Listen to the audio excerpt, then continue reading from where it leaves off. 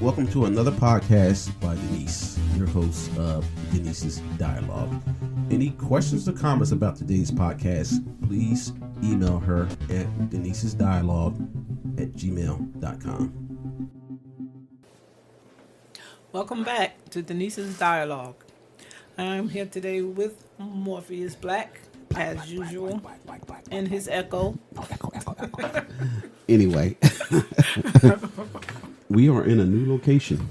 Yes, we are out of the dungeon. We're out of the dungeon, second floor office. We You can got open the windows windows. and see everything. We have a ceiling fan. And we have a light that changes colors. And we're actually in a physical office now. We are out of control. Out of control. Oh, so what do you have over there? What I have over here, is we're gonna call this the Dreamcast right now. Dreams, Yes. and these are very old. That's what is that the one from 2011? 2012, 2011, 2012? 2009. Oh, okay. And basically what they were is, I used to have a blog spot, and I would wake up in the middle of the night. If I had a weird dream, I'd write it in a book. Then it got to the point where I started typing them and putting them on this blog spot. Well, over time, as most things I get involved with, I stopped doing it, kind of forgot about it.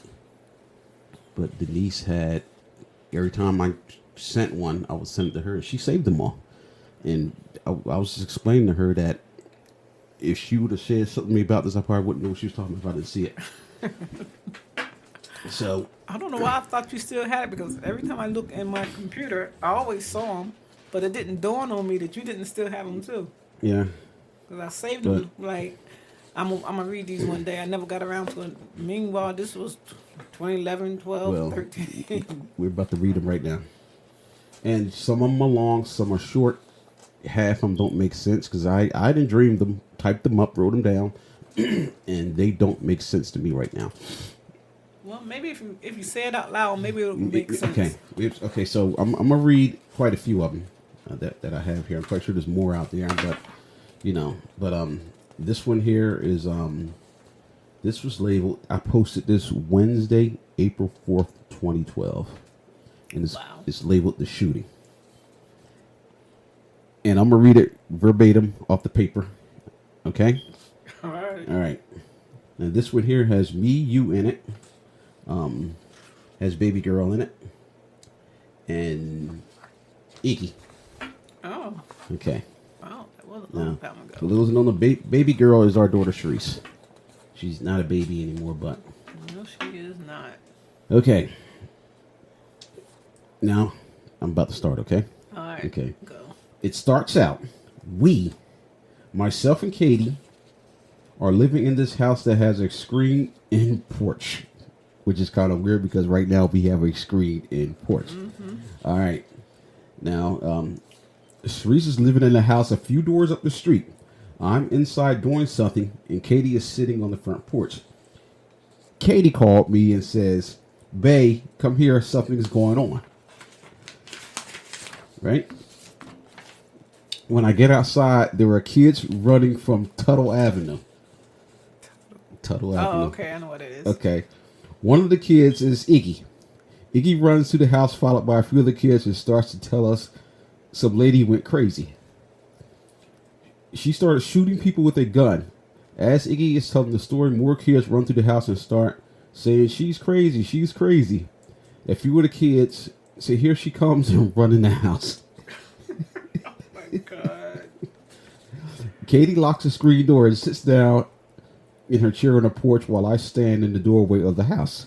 The lady walks up to the door with a shotgun and starts yelling, "Let me in." I told her somebody already called the police, you better leave. Then my cell phone rings and I don't answer it. Then it rings again and she tells me to answer it, so I do. The voice on the phone tells me she is going to kill you to get to those kids. I asked the lady, "Who are you?" She did not answer. She just starts beating on the door. Then she shot at the door, causing glass to hit Katie. Katie fell on the floor, and I went inside the house and closed the door. Oh, my. My hero. My, I walked to the bedroom, picked up the 12 gauge, and went out the back door. When I came from the backyard with a gun, the lady was still banging on the screen door trying to get in. I pointed the gun at her and asked her to leave.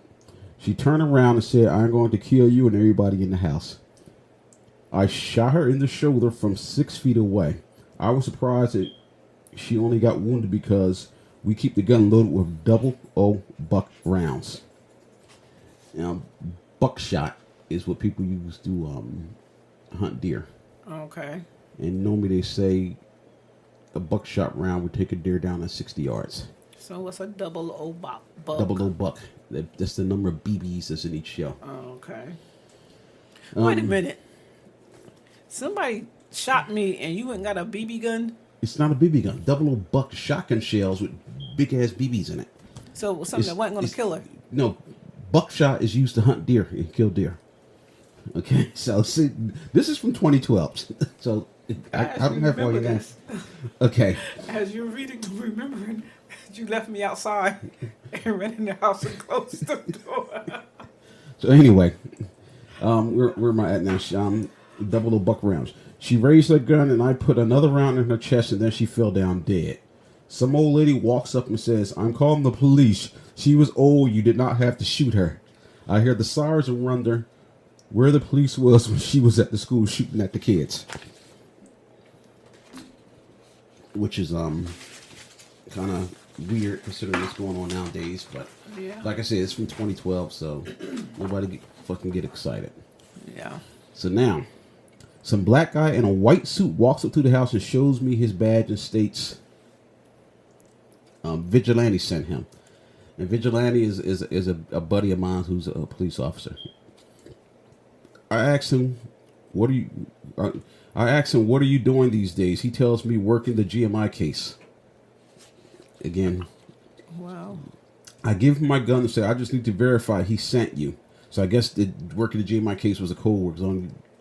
Only Yeah. my close circle of friends know what GMI is. Right? So I gave him the gun and said, "I just need to verify he sent you." He told me he will complete a full investigation. All right. He asked me, did I invite the lady into the house? I tell him the full story, and the kids who ran to the house repeats the same story. Then he asked me to see my phone logs to prove somebody called me. I can't get to them, so I asked Sharice to get my phone logs, which she does, and then I ask her to sit with the kids and give them something to eat, right? I tell her this won't take long. The cop says, yes, it will. He says to me, "Mr. Morgan, we know the victim killed a teacher and several kids at the school, and then she shot a few people on the street. We just need you to prove you had reason to kill her." And this is an old lady. Listen to this.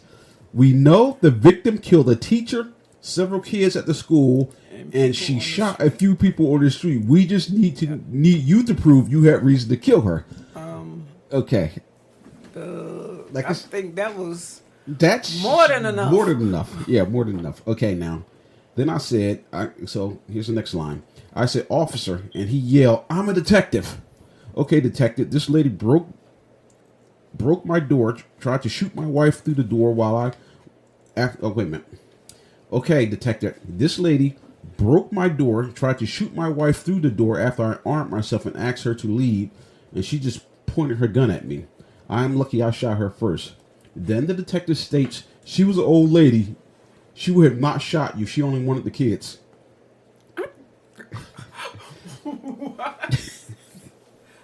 I started to get angry with the cop, so Katie asks him to leave. He tells her, "Your husband just murdered this sweet old lady, and you want me to leave."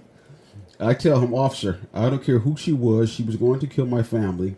The officer states, "You did what you had to do. Let's go." So basically, I'm going to jail now.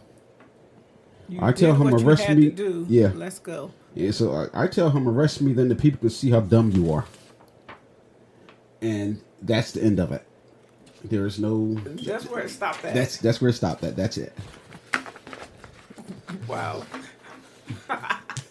Okay. There's an old lady running around here shooting kids. She shot teachers, and a people on the teacher, several streets. kids at the school. Then shot a couple people on the street. And he's trying to protect her because she's old. He said she was the old lady. She wanted me to prove But that he forget the fact that she just shot all these people. and he wanted me to prove I was justified in killing her. So when she shot me, I'm I'm assuming she didn't. She didn't shoot you. she shot at me. She shot the glass. Oh, that's when you ran in the house and closed the door and left me outside to Here die. we go again. But the bottom line is this: You left me outside to die. if that was real life, she would have got shot down in the street by somebody. But Yeah. this is the thing. Now, like I said, don't tie this. Don't. This has nothing to do with what's going on nowadays. All these shootings in the No, schools. this was like years. This is in 2012. This is his strange Way dream. back when it was just a dream. But this lady then killed the teacher, killed kids, shooting at kids. Kids are running. She come to the house. She points a gun at me. I shoot her. Now I got to prove I'm justified in shooting her and killing her. Even though she's at your house, banging on your door. And shot the glass out the door. Trying, But the weird thing about that is he addressed her as sweet old lady. old lady. Sweet old lady. She wasn't going to shoot you. So what does she look like in your dream? I have no idea. You don't remember? I don't remember. I have no idea. Huh. Interesting. It was a weird ass dream from That 2012. was. I actually remember some of it as you was reading. I remember the part where she shot the glass and then you ran in the house and left me. I remember. I remember that part. Yeah. Oh God. Okay. I got another one. Uh-oh. This one here was it says I posted this Friday, November 11th, 2011. November 11, 2011. Wow. It's called Hellraiser Pit. Okay. I don't think I ever heard this one. Again, I'm just going to read it as is on the paper. It's a short one. It starts out, these people were dressed like Hellraiser characters. They were not there to kill me. It was just, I was just there to watch everything for some reason. It was like watching a movie, but I was in the scene. They went to kill this guy, but the guy killed one of them. And the weird thing about it is that he became one of them. When you kill one of them, you have to take their place. Wait a minute. This is not like a zombie thing, right? It's short. You never saw the movie Hellraiser? That's the thing with the guy with the thing on his forehead? Pinhead, yeah. Oh, okay. Okay. Now the four Hellraiser characters were standing around the hole opened in the floor. One of the Hellraiser characters said the leader is going to throw us in the pit. Then two of the bigger ones moved. They were not walking, they glided, but one of them had a skull for his feet. The skull moved up as it moved. What? He didn't have feet, he had a skull for his feet. A A skull. I don't know. How do you spell that? Skull. Skull. A skull. Skull, yeah. Like, what the hell is... It's a skull. A skull. Skull. That better? Anyway, Okay, go ahead. so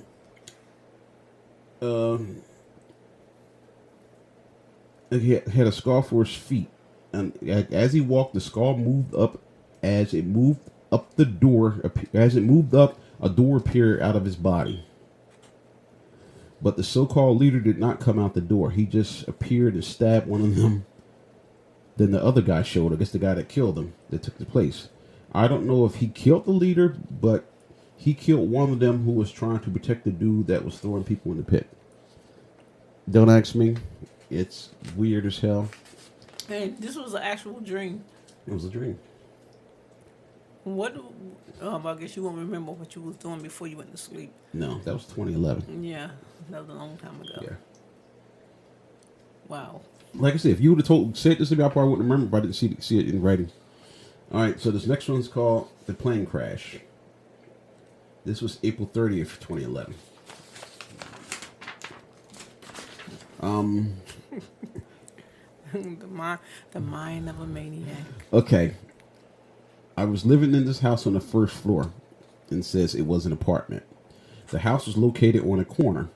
Some guy knocked on the door. It must have been a bad error because before I answered the door, I stuck the 40 in my pants, which is my Smith & Wesson 40. Mm-hmm. Okay, the guy was looking for a doctor's office and tried to walk in. I placed my hand on his chest to stop him and told him, "This is an apartment, dude. We're on the first floor." I pointed to the stairs leading down and told him to try there. I think I must have been on the corner of North Clinton and Monmouth. Wow. North Clinton and... Monmouth. Oh, okay. Okay, they must be out of school. Yeah. But the Board of Education was not across the street. I looked out across the street. In the sky. There's a plane that was banking. I said, "Look, that plane looks like it's making a bomber run." There was a large fighter plane, a big one. The plane was dropping its fuel tanks. Something told me the plane was going to crash. It was not making a bombing run. It was dropping fuel tanks.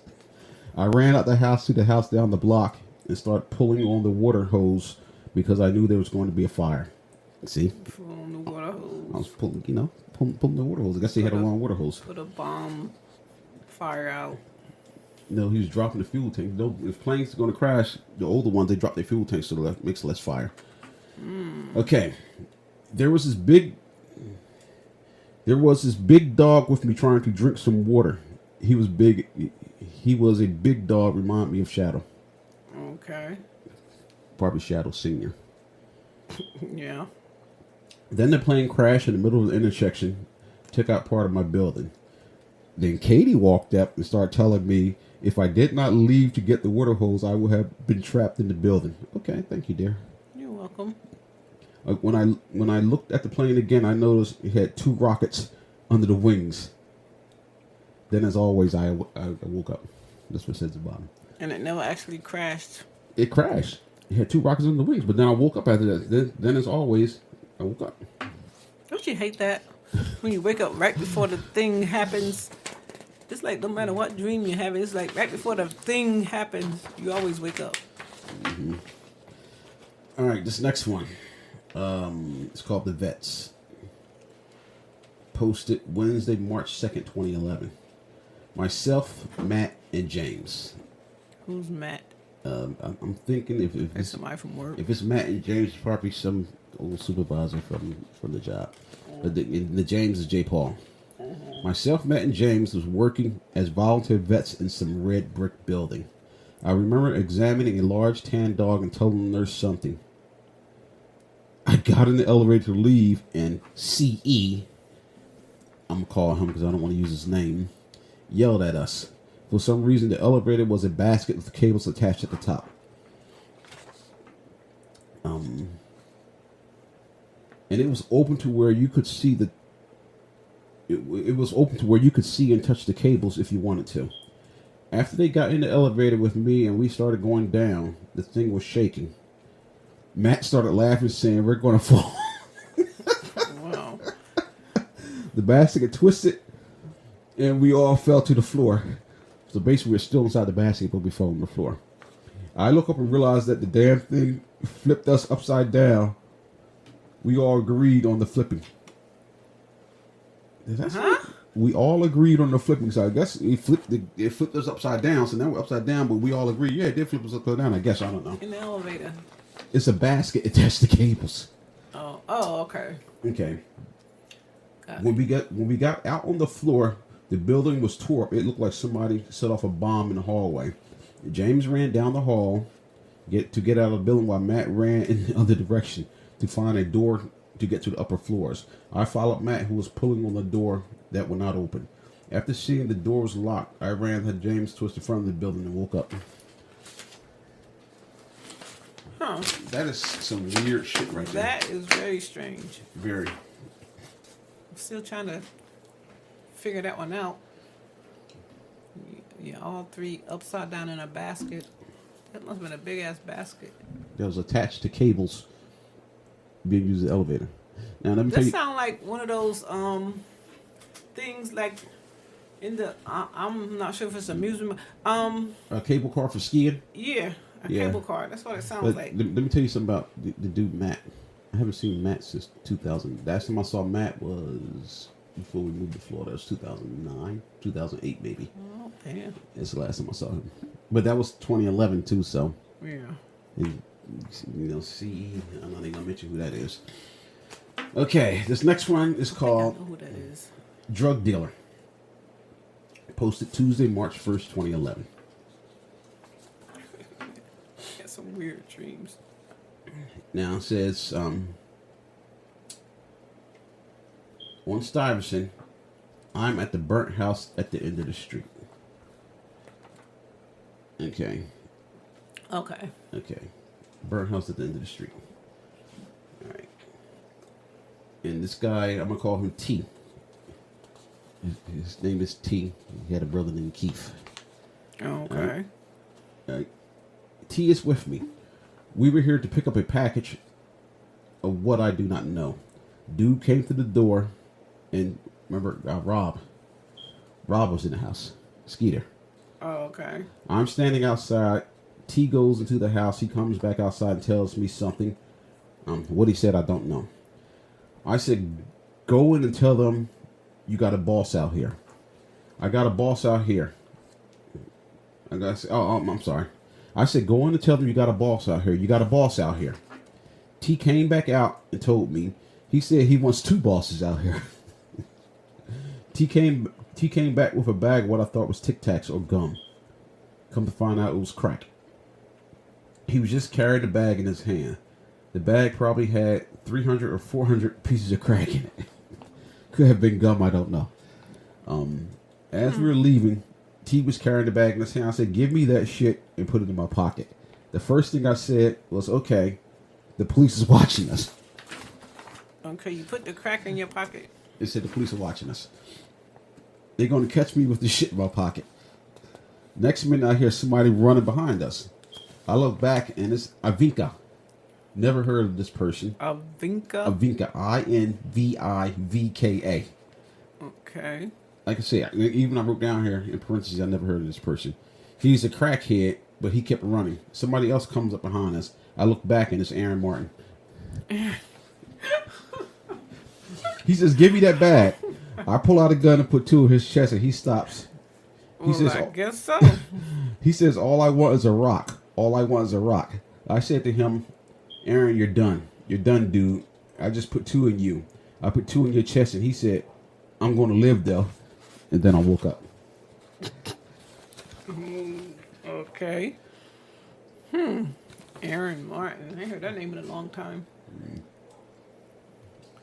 He shot him twice in the chest, and he's still trying to get the crack.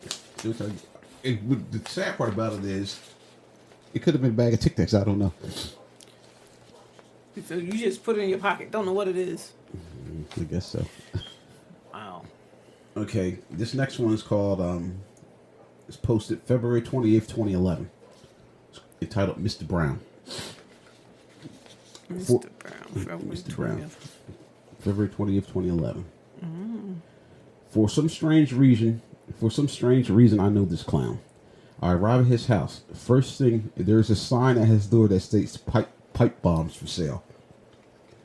There are two guys that listen to him talk on the radio, which means his house is bugged. The men outside tell me they are FBI, and if I say anything, I will go to jail. I'm sorry. It says, if I say anything, I will go to jail with Mr. Brown.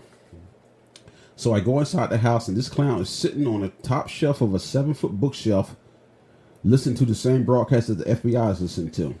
I mouth the words FBI to him, and this asshole shouts out, SCI, what is that? Speak up. Okay. I ask him, can I use your bathroom? While taking a leak, I wake up. What makes this weird is that who has a sign outside their house advertising pipe bombs for sale? That was my first thought when you said that. Wow. My second thought is, how are you on a shelf that's sitting up 7 feet. 7 feet? Oh. Huh. That whole dream was all over the place. And you know what the weird thing about it though? That was on like 2 paragraphs. That probably felt like it was long in the dream. Okay, this one here is February 18th, 2011. The speeding van. There's a knock at the door. I open the door, but no one's on the porch. In the street, Maurice gets out of a red SUV. I assume he was at the house to pick up Leah. A white van came speeding down the street. I remember saying he might crash because the ground is wet. When I looked again, Leah's mom is getting out of her truck. The van never slowed down. It went through the steel beam at the end of the street, across the tracks, through both gates, and crashes into the red apartment building on Oakland Avenue. When I tried to call 911 for some reason, my phone did not work. Then some old pickup truck came down the street, followed by some weird tan truck. When the 911 call did not go through on my phone, I tried using Yamaris's phone. The call would not go through on her phone. Now a fire truck came down the street. It also pulled into the parking lot. When I look at the phone again, there is no signal. The phone was jammed. So I started yelling. You're jamming the phones when people are trying to call 911. Lucky for me, I have guns to protect my family. That's it.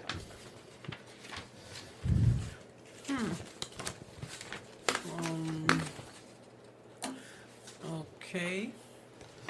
You notice that all or most 99% of your dreams are violent? No, they're not. Yeah, they are.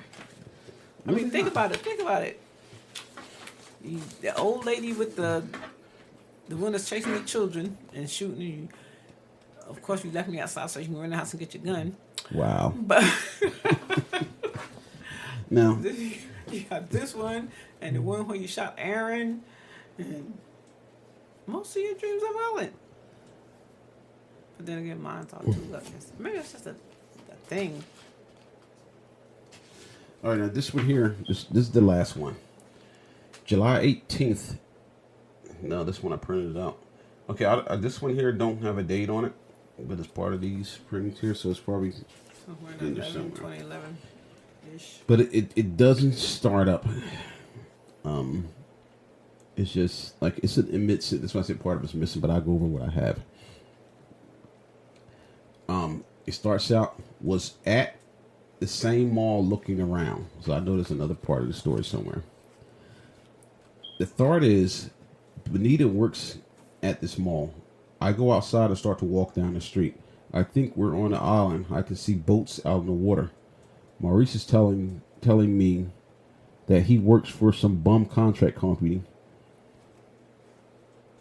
and he does not understand anything, and he's screwed because he does not know how to install a modem. I tell him to give it a few months before he installs any modems. While walking, we see these baboons on the pier. They are shitting all over the place. One baboon shit on another baboon. Maurice said that one must be a female because it just had a baby. I told him no, those are all males, and that one probably ate the other one. Wow. Maurice said, I want to go get a closer look. I told him don't get too close because they will attack you. The baboons start throwing shit at us. They were basketball size shit. I told Maurice don't let them catch you because they will scratch and bite you. Maurice said, I can run faster than you.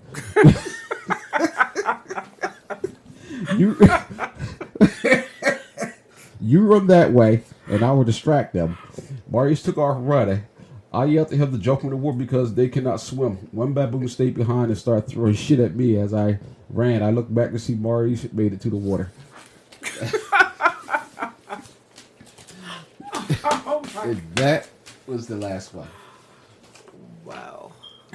Weird as it sounds, As weird as it sounds. Now, if these were not written down, and I would not remember these. But it's amazing things you dream about, and Yeah. But Baboons. baboons, Throwing basketball all size. size. Yep. Crap. Wow. You got some weird dreams. And those are just the ones that are written down. So maybe I should start keeping those. No wonder you so angry. I'm not angry. Oh my goodness. You're a strange character. And there's probably more in there. Those are just what I put. There's probably more in there. Yeah, cause I have to look in my computer because you used to send me stuff and I just dropped it in there. Yeah. Dropped them in there. So, That's been years. Like I said, this is just multiple ones that I printed out. So if we got any more, we'll continue this dream series. This is strange dream series. Strange dream series. Keep it running. Like I said, a lot of them don't make sense. I read them as they were typed on the paper. So I wonder how many people, well, I'm sure it's got to be a lot, have strange dreams like this that make no real sense. But think about this. Sometimes you wake up and be like, I was having this weird dream. Now, Yeah. I guarantee you probably can't remember a third of those weird dreams. Yeah, so it's a lot of them, but I always remember the ones that, make you mad. yeah. Or something that's violent. So, I remember those because I wake up like nervous. Yeah, like I said, my thing is, for some reason I started writing these down on paper, then I would slowly type them in. So, like I said, if you think of more, we can continue this dream series if you want. You be having strange dreams now, so maybe you need to start writing them down again. Yeah, start keeping like a little pad next to little the bed. journal, yeah. Yeah, write them down. Because you, sir, are crazy. No, I'm not. You left me outside to die. That was a dream. That was a dream. Yeah. By some sweet old lady who was trying to kill me. Yeah. That's hilarious. Yeah. Anyway, I think we should wrap this up. Yes. Wow. Just that first one was the only one I actually remembered. I never got around to reading the other ones. Because I think I told you about the first one. Yeah, you told me about that one. Mm-hmm. But them other ones with the baboon and Aaron, and I never heard those Just before. weird dreams. But you'd be amazing. And you know what, though? I guarantee you half of the good movies that are out there might come from people having a dream and expanding on it. Yeah. I mean, they have these crazy dreams, and then they start to put them Together and build a story. Yeah. And next thing you know, they're gazillionaires. Yep. Because other crazy people are going to watch them. Anyway. Thank you for listening. Thank you. Thank you, Morpheus Black, for your psychotic dreams. Wow. They're a little weird. They were 20. And there's some stuff in there from 2009, so I didn't even print those out. So I still got to get those from I you. have to look. Yeah, but there's quite a few in there.